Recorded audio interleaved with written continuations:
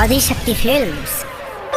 न बनी अंबानी जी जानो तो सभाबानी जी के झूठो के फैलता नी रउआ न ले कुछ बानी जी ए धरी न जबरी कलाई साफ साफ बतियाई माल पता न दिया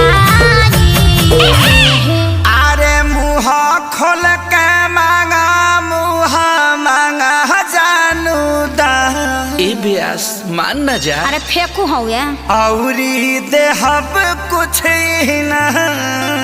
क्या दीजिएगा? 2 रुपया हो 2 रुपया आ गई औकात पर 2 रुपया हो 2 रुपया हम जानत नहीं। बोरा में अकेले 2 रुपया हो बोरा में अकेले 2 रुपया उमर हिला के पौने 2 रुपया बोरा में अकेले 2 रुपया उमर हिला के पौने 2 रुपया। अरे अब विवेक जी फिर से आई तो गौरा में क्या देना चुआता पसीना भेजल समीज हो बाटे ना कि भेजल समीज हो बाटे ना कि भीतरे रोबे सब चीज भेजल समीज हो बाटे ना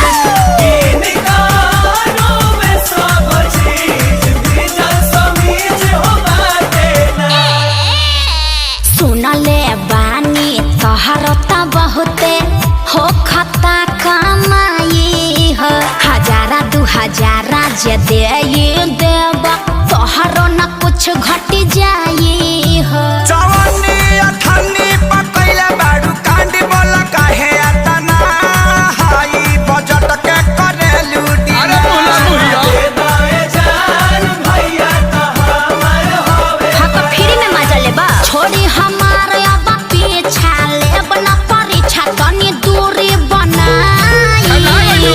अरे तो तोहरे खातिर सब भई जुटावता निधन चल झूठा ऐसे तू रहो जान मान।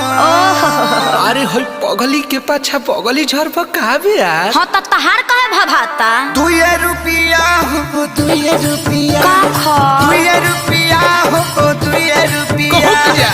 बोरा में अकेले 2 रुपया हो बोरा में अकेले 2 रुपया अरे लागल है तो महिला के पौने 2 रुपया ना होई बोरा में अकेले 2 रुपया अरे ओ महिला के पौने 2 रुपया। तू लोग कीप साइलेंट रहबा लोग कि ना काहे खातिर आतना कमाइला एगो झुमका बना पेन्हाइला जीवन बीमा तोहरो कराई हो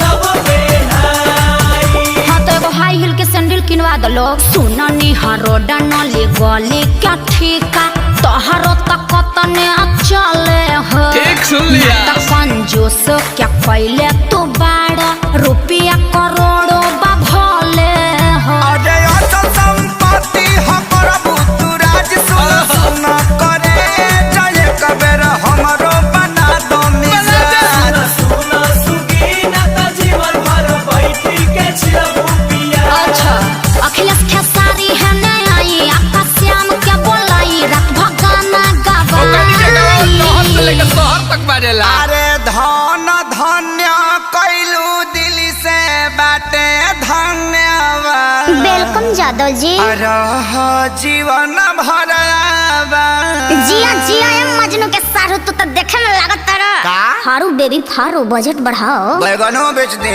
बेच दो 2 रुपया होते हम 2 रुपया 2 रुपया होते हम 2 रुपया ले ला चुमा चटाई दे हम 2 रुपया हो चाटो, चुमा चाटो। चटाई दे हम 2 रुपया हो अच्छा कालो कटाई पौने 2 रुपया अरे बाप रे चुमा चटाई दे हम 2 रुपया अरे कालो कटाई पौने 2 रुपया।